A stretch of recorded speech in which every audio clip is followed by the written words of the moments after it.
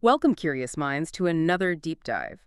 Today, we're really getting into the weeds on information, specifically how things like leaks work in our world today. How they might actually be strategic weapons and how narratives get shaped to influence, well, you. So, the big question we're tackling is this. What if most of what you see as a leak isn't spontaneous at all? What if it's actually calculated psychological warfare aimed right at you? That's exactly it. We're aiming to go, well, much deeper than the headlines you scroll past every day. We want to unpack the layers behind those stories, the narratives. Really, the mission here is to give you a better toolkit for spotting the real signal in all the noise out there. Okay, let's unpack this straight away then. When you hear leak in the news, what's the first image? Probably some brave whistleblower, right? Someone risking everything. But our sources suggest something pretty startling. Get this. Maybe 90% of what gets leaked isn't that heroic figure at all. It's more like an orchestrated disclosure or, someone speaking off the books to push an agenda, maybe benefit themselves politically. That genuine bystander just doing the right thing, apparently that's only about 10%. Right, and that difference is absolutely critical. A real leak, like that Hexa thing in the U.S. you mentioned, where a message got sent to a journalist by mistake, Yeah. that's your 10%.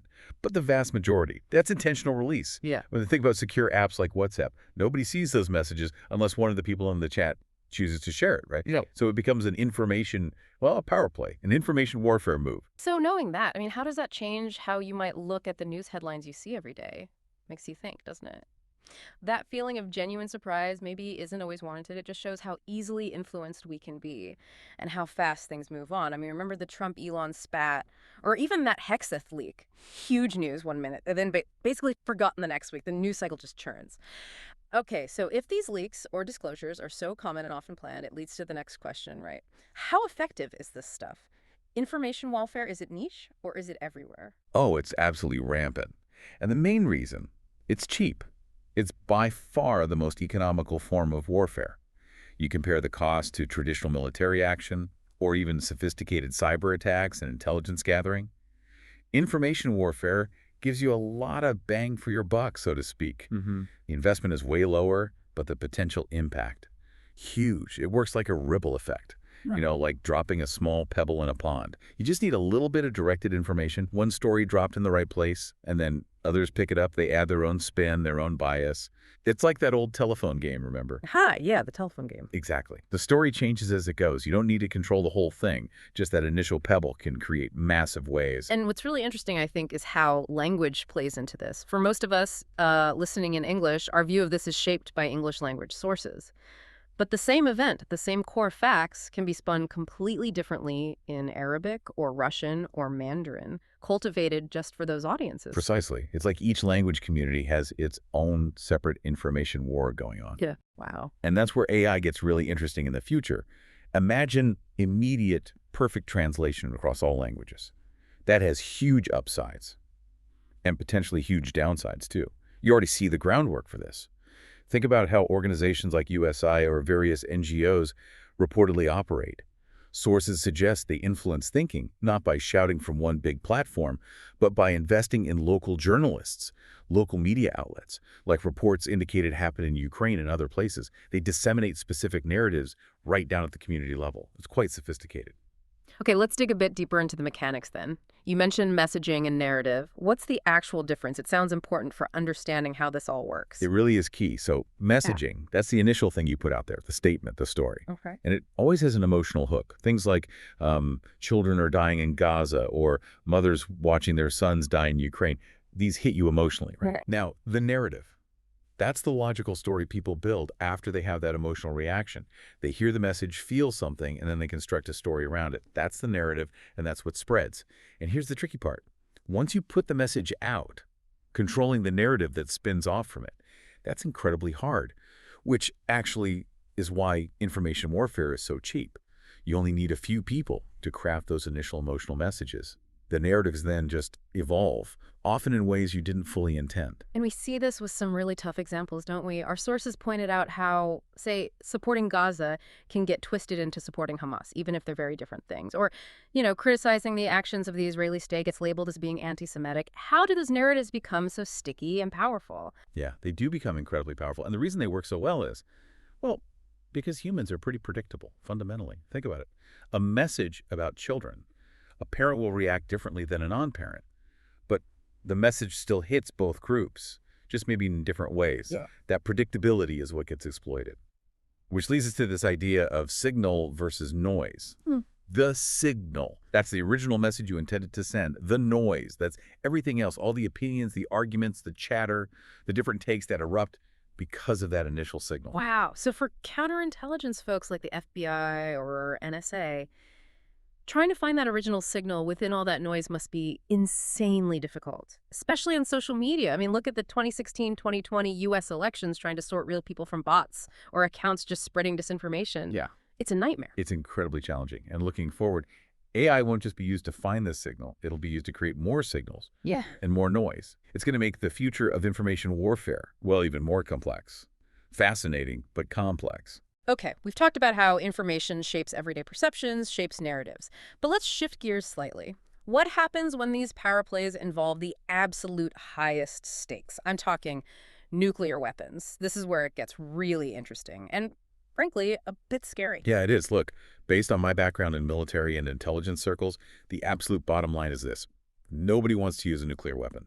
The destruction, economic, human life, infrastructure, the land itself, not to mention the fallout on neighbors, it's catastrophic. Their main purpose, historically and now, is deterrence. Just having them is meant to prevent attack. But is that deterrence working as well as it used to? That's the worrying question we're seeing. Yeah. An erosion of that threat's impact. Look at Ukraine invading parts of Russia, no nuclear response. Yeah. Or Israel reportedly bombing nuclear-related sites inside Iran, again, without nuclear escalation. Yeah. It makes you wonder, are we actually getting closer to someone using one? Paradoxically, maybe as a last resort to send a message, because the threat alone isn't enough anymore. So who might actually pull the trigger, hypothetically? Is the appetite different? Very different appetites, I'd say. Yeah. Israel, for instance. Probably less likely. They wouldn't want to look like they couldn't handle things conventionally. Yeah. Plus, they might want Iranian infrastructure intact if there's ever a regime change they favor.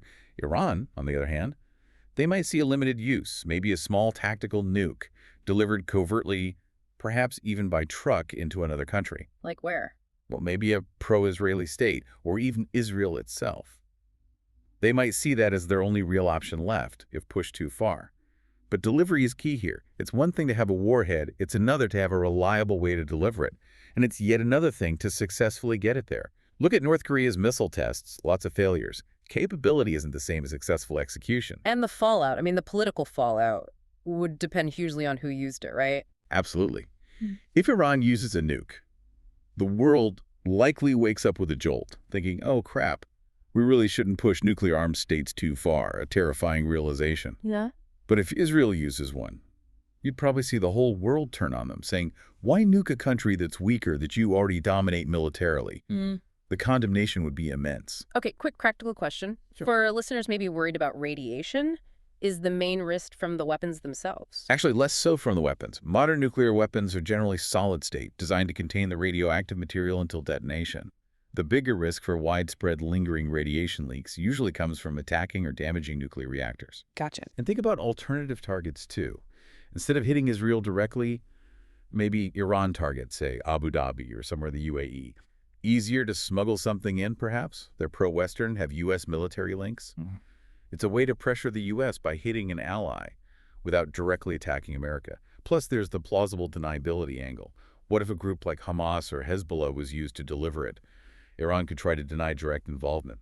It gets very murky. So given all this, the information wars, the nuclear shadows, the strategies, what's your take on the next year or so? What should we be watching for in the Middle East, particularly regarding Iran? Predicting this stuff is always tough. You know, things change fast. But I think a few things are likely. First, continued reduction in global support for Israel. That seems almost guaranteed. You're seeing countries like Bahrain, Saudi Arabia, Oman, the UAE. They're already publicly condemning actions against Palestinians. That trend probably continues. And the Palestinian situation itself? That remains the absolute central humanitarian issue, I believe. You hear terms like undetermined genocide, whatever you call it. It's dire. And it won't be easily overshadowed by whatever happens in Iran. What about Iran internally? Any chance of collapse? Unlikely in the next 12 months, I'd say. Conflict warfare, yes, that'll likely continue. But the basic structure, the Ayatollah or a similar theocratic rule, that'll probably endure, even if specific leaders change. But here's something I find really interesting to watch. There seems to be this growing global no kings sentiment, a kind of pushback against strongmen. Authoritarian leaders generally think Netanyahu, Xi Jinping, Yeah. Putin, not just, say, Trump in the U.S. context. Okay, so what's the implication? Well, here's the provocative thought. Could we actually see global sentiment maybe in the next 3 to 6 months become weirdly pro-Iran? Not pro-regime necessarily, but sympathetic to Iran as being against certain Western-backed powers or leaders. Could we see a global war of sentiment playing out? Wow. Pro-Iran sentiment. That would be a major shift. It would be unprecedented. But it's something to keep an eye on. The shifting tide of global opinion. Hashtag outro. What a fascinating deep dive. We've really tried to peel back the curtain today, haven't we? Looking at the calculation behind so many leaks, the sheer cost-effectiveness and reach of information warfare, that crucial difference between the initial message and the narrative that spins out of control, and then mapping it onto the really complex, high-stakes situation in the Middle East. Yeah, and if there's one thing to take away, it's really the need for critical thinking, now more than ever. The line between the signal, the actual intended message, and all the surrounding noise is getting blurrier and blurrier. And AI, well, AI is only going to accelerate that, both the blurring and the volume. So as you go about your days, scrolling through feeds, reading the news, here's that final thought to chew on. In a world where the very source of information can be a weapon, where narratives are crafted to sway you, how will you find the truth? How will you navigate it all? Hopefully this conversation gives you a bit of a head start in thinking about that. Thanks for joining us on The Deep Dive.